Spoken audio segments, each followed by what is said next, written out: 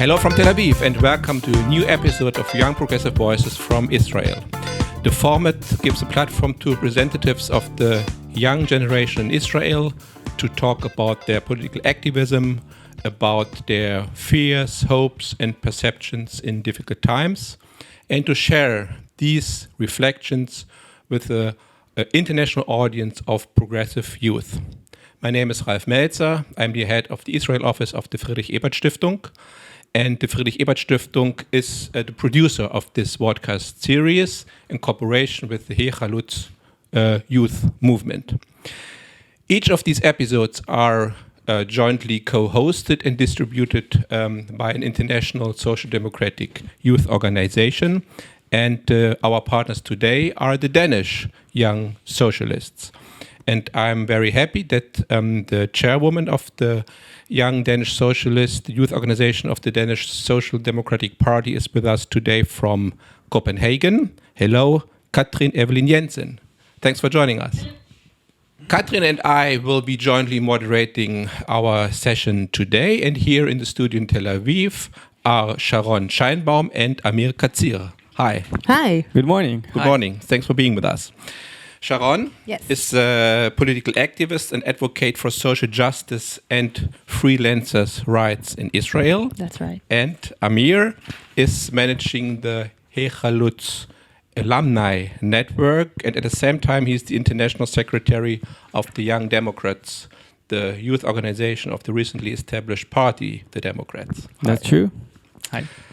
Let me start with you, Sharon. When we met for the first time, you told me that you are actually active in the protest movement since Corona times. That's right. Throughout the whole protests against the judiciary overhaul, and now the protests to end the war and to get back the remaining hostages from Gaza. So actually, you must be very exhausted. How do you cope with that? How do you manage this permanent state of emergency, actually? It is really exhausting. And I also do that, like my profession is to go to the Knesset, the parliament, and fight for, socialist rights. And so it never ends. And I don't know how I'm not exhausted. I am exhausted, but I must do that. I mean, this is my home, and those extremes took over my home, and they're trying to do whatever they want to settle again, and so I have no choice. I think I want my kids I want to have my family here, and I must take care of this country because we don't have another one. So I'm exhausted, but I will keep fighting. Not giving up. Giving up is not an option. It's not an option. We never had an option to give up. And as the Jewish people, we had some issues in the past, and we never gave up. So I don't think I have this option. And I have a lot of friends with me. I mean, I'm not alone. I think that's why I'm not just giving up, because I'm not alone, and I do think that we can change this country again. Katrine, how is it from your perspective from Denmark? Does the public in Denmark is aware about these protests, about how in particular the young generation in Israel is acting against this government, how they try to cope their personal life, their political activism with this very difficult situation? How you see it from Denmark? Yeah, in Denmark, unfortunately, I think it's a very polarized situation with the Israel-Hamas conflict. There are still a lot of protests in Denmark, and I don't, unfortunately, think that a lot of people in Denmark are aware that there is a big opposition to Netanyahu and his awful government. And I don't think that a lot of left-wing people in Denmark knows that. And I think that is very sad, and also I think that they are failing the Israeli progressive youth by not noticing your big demonstrations against Netanyahu and what he stands for. But in Denmark, the left wing, more left wing than the issue, and the Social Democratic Party is mostly concerned about Palestine and Netanyahu, but unfortunately often puts the whole Israeli population in the same box, and that is very sad, and something we are trying to fight against in the issue and the Social Democratic Party to get the nuances in play. But I think that the left wing in Denmark has its own agenda to this, and that is very unfortunate. This polarization Katrine was talking about, which also applies, I would even say, to the whole world, and of course not only to Denmark. How do you see this? I mean, what's your perception of this phenomenon? To be honest, it was harder to do it in the first days. Of course, it was emotional days for us. We're basically scared for our future, scared for our families. We thought that another attack from the north will arrive. My house, my parents' house. So I think in the first days, we're just thinking about how to get safe and not what's happened on the other side. I was also a soldier for 200 days. Again, I was also a soldier for 200 days in this war, and I participated. And like I said, also as a perspective, as a citizen and also as a soldier, that yes, people are hurt in the other side. You see the numbers, you see the views. It's something that exists. It's not something that is doubtable. No one can say it has not happened, and no one can say that people are not suffering. And we're humanistic, we're socialist. We don't want people to suffer. We want to minimize it as possible. I think that the question that is on the debate on the moderate and the democratic camp in Israel, not the far right, which are not humanistic or they're not really care about human life. I think our question is who in charge? Who really in charge about the situation? What happened with the civils in Gaza? And I think that also we know that there are some mistakes might happen by IDF, whoever can happen by any army in any war. Where it's not an I thing. Where it's a terrible event for everyone. I think when we saw in our eyes and in the views and everything that Hamas soldiers using the civilians as a human shield, I think this is the moment when we need to ask who is in charge of this suffering. And I think it's fair to say that we, of course, have some of the responsibility for this, but I think that me and my friends and my country will never go to this kind of situation without the situation caused by Hamas 100% for this. Katrine, you talked about how the public in Denmark is mainly looking on the war and the conflict here. But let's talk also about other topics that are relevant for the young generation, both in Israel and in many other countries. And here I'm talking about, let's call it democracy under threat. And Sharon already described how also she and many others protested against the plans by the government to weaken the separation of power. So how does this look from the European perspective, where we are confronted with, in some countries at least, with similar threats? How do you see the situation in Europe? And is this maybe a kind of a point where again the European public would rather stand with activists in Israel fighting for the same values the young generation fights in Europe for? Oh, it's a good question. I am in all of Europe and also the US. We see this polarization also in like democracy, in Germany, in France, in Austria, many places, the right and the far right wing are winning. And they are winning despite that they have politics that wants to minimize the democracy, that wants to take rights from people, but they are winning despite of that. In Denmark, it's not so bad yet. It is a social democratic led government, and it's not the far right wing in Denmark that are leading the polls. So I think we have more stability in Denmark. But I am very concerned in all of Europe that people are voting for people like Netanyahu and his friends in parliaments in Europe. And I think it's because of inequality and people thinking that their lives isn't as good as they should be this time. The economies are good, also in the US, Bidenomics, but people can't feel that. And it's the same in Europe. A lot of people are working in low income and barely make it through. The inflation has been very high.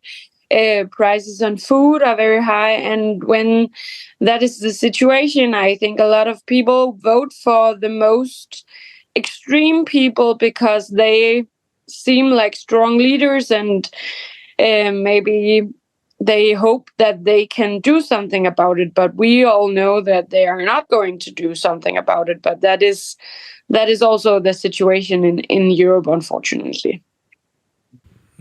And that's exactly something you, as you described in the beginning, Sharon, are working for here in Israel, for a better future, democracy, for civil rights, for equal opportunities, for human rights, free media. All these values, and many of them are basic social democratic values.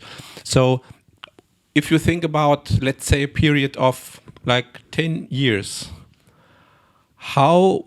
what's your dream? How would you wish to be your country look like in 10 years from now? Wow. Okay. A girl can dream. So, first of all, I think I wish to see a two-state solution in 10 years. Again, a girl can dream, but I would really want to see that. And maybe it's like cliche, but I don't want my kids to go to the army because I don't want us to have the need to go when we're 18 to the service. And I want to see here country that even though we don't think the same values, we don't believe the same values, maybe because extremes are gonna be, and they're gonna be with me probably. We can accept that. We're living here peacefully. We can just go in the street and go on buses and won't be afraid and coexist. I live originally in Haifa, like Amir, and this is a coexist city. I mean, I had Arabs and soldiers in my class when I was 16. So I really hope we can do that. Boys can also dream, right, Amir? Yes, boys can also dream. I will convert your question. I think I'll take it like, what is our goals today and to do it in the 10 years? So I think we need to win election. This is the first thing we need to do. There's no other option to win election. We're a democratic people. We're a democratic party. And I think we need to convince the people that our way is better than the right-wingers' way. So I think it's fair to say this is the first thing. In a time of 10 years, I think we need to bring prosperity, first thing, economical-wise, spiritual-wise, and security. Security is related to what Sharon says can be achieved only by diplomatic solution, by peace, by treaties, by agreements. So this is the only way that people, my kids and my family, will live peaceful. It seems a bit far, as in our perspective today, but I think this is the only thing that's possible. So if it's the only thing that's possible, so this is the way we need to go.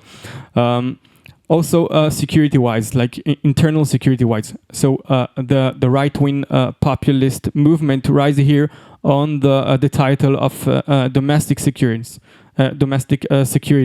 and the frightened from terrorism. And I think that they're taking this as advantage to convince people that they need to close themselves more and wear more jackets and more suits and hide from the world and hide from our neighbors.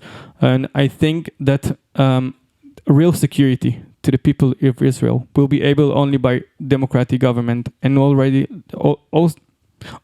led by democratic people who are willing for our real security and welfare for the people, and also prosperity and economical wise. So I think it can be happen. A boy can dream, but a boy can also make it, and also Gary can also make it as well.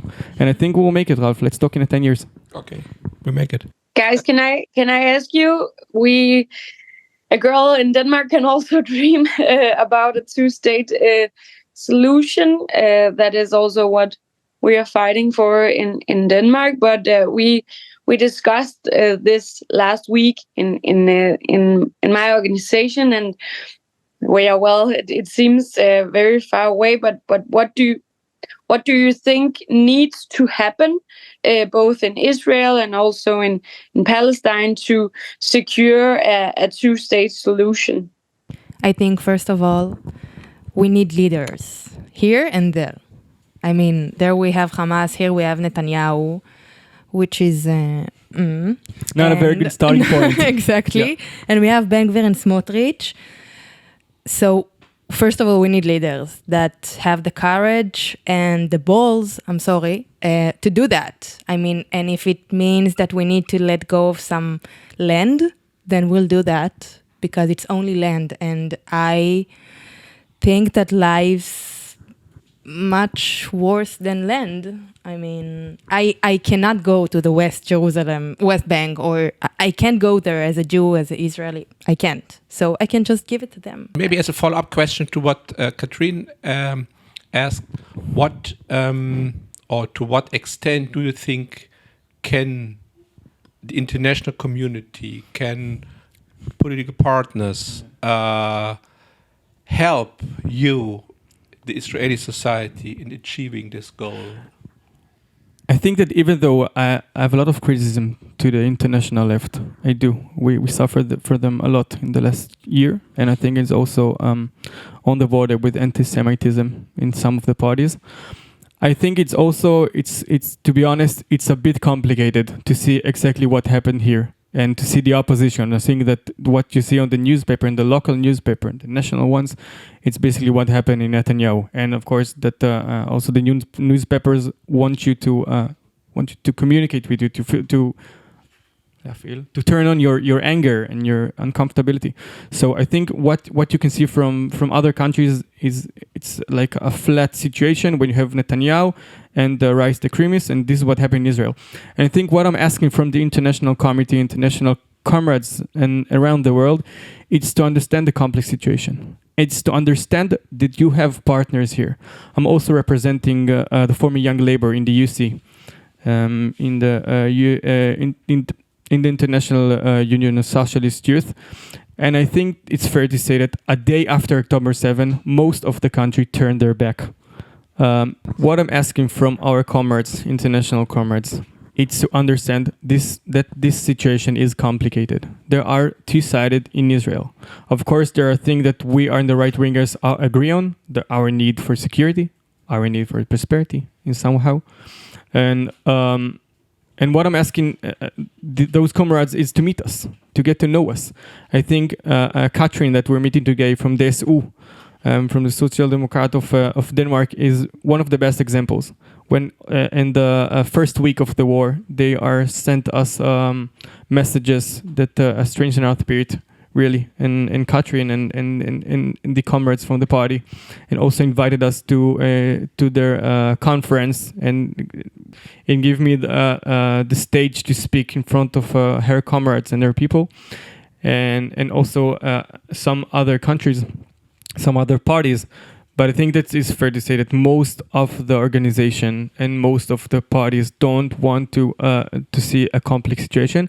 And I think it's part of it because it's hard. But most of it is because it's good for them. It's good for them politically. Katrine, we now touched this topic of cooperation, of exchange, and of course it's always good also to see each other face to face, to see each other in the framework of delegations. So we all know that in these days it's very difficult to maintain this level of contact internationally.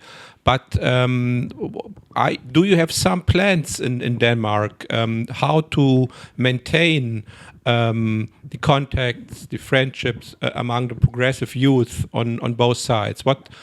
Which projects are you working, or how you want to continue in this joint fight? Yeah, so we were very happy that Amir participated in our Congress in spring this year. I think that was very important also for the members of DSU to get how complicated this conflict is, and also to see young people from Israel that agrees with us and have the same thoughts about how to solve the conflict, and not just words from Netanyahu. And I think that is important in all of our sister organizations. I had a very disturbing experience when I visited one of the DSU's sister organizations for their Congress, where Fatah youth were invited, and in DSU we have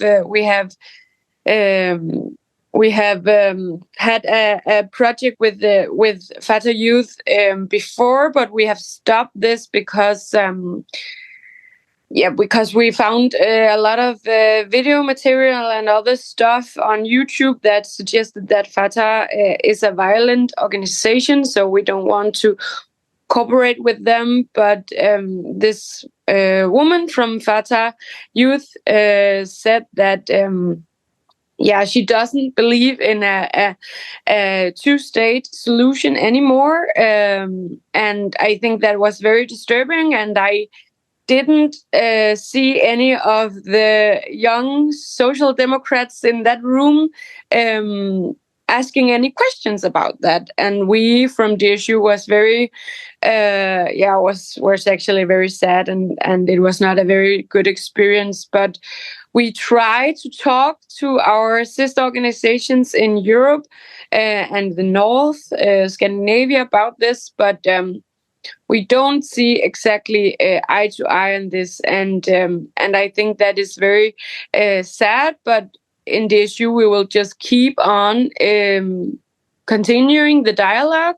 We have been here before in some other issues, and we have found each other there. So I think it is very important to continue the exchange of knowledge. We have also been in Israel.